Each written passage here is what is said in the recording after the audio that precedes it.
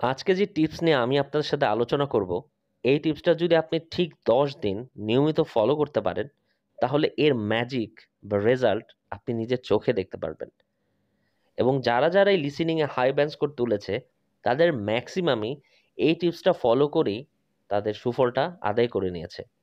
So আমি আশা করব আজকের ভিডিওটা আপনারা শুরু থেকে শেষ পর্যন্ত দেখবেন এবং আমি যে টিপসটা আপনাদের সাথে শেয়ার করব সেটা মনোযোগ দিয়ে দেখে অ্যাপ্লাই করার চেষ্টা করবেন।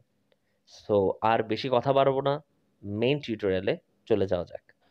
সো সেই টিপসটা হচ্ছে, আপনারা ইউজুয়ালি ইউটিউবে যে কি করেন, একটা ক্যামব্রিজের টেস্ট সার্চ দিয়ে সেটা বের করে প্র্যাকটিস করার চেষ্টা করেন। এখানেও সেম কাজটি করবেন। যেমন এখানে আমি ক্যামব্রিজ 16 টেস্ট 3 সার্চ দিয়েছি।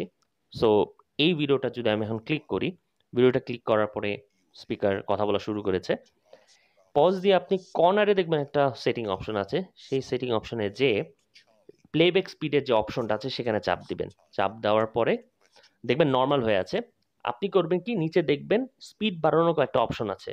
সো আমি সাপোজ 1.25x দিলাম, দিলে কি হলো, স্পিড বেড়ে গেল, সাউন্ড স্পিড বেড়ে গেছে স্পিকারের। আপনি চাইলে আরেকটু স্পিড বাড়াবেন, আপনি আবার হচ্ছে 1.5x দিলেন প্লেব্যাক স্পিডে, যে আরেকটু স্পিড বাড়লো। এই স্পিড বাড়ানোর পরে এইভাবে আপনি নিয়মিত প্র্যাকটিস করার চেষ্টা করবেন।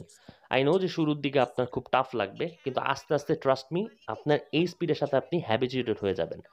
আপনি অভ্যস্ত হয়ে গেলে এইভাবে 7 দিন 10 দিন করার পরে যখন আপনি আবার পুনরায় আগের স্পিডে চলে যাবেন, নর্মাল যে স্পিডটা থাকে, তখন দেখবেন সেই স্পিডটা আপনার কাছে খুবই স্লো মনে হচ্ছে এবং সহজ মনে হচ্ছে। তখন আপনি ইজিলি এই স্পিডের সাথে খুব সহজেই 40টা দাগিয়ে ফেলতে পারবেন এবং আপনার হাতে সময়ও থাকবে। তখন আপনি ইজিলি হচ্ছে টাইম ম্যানেজমেন্টটা করতে পারবেন। সো এই ওয়েটা আপনি ফলো করেন, যেটা পার্সোনালি আমি আমার প্রিপারেশন টাইমে ফলো করেছিলাম। এবং যারা এই আইএলসে ভালো হাই ব্যান্ড স্কোর তুলেছে, স্পেশালি লিসেনিংয়ে, তারা তো অবশ্যই এই ফর্মুলাটা প্রয়োগ করেছে।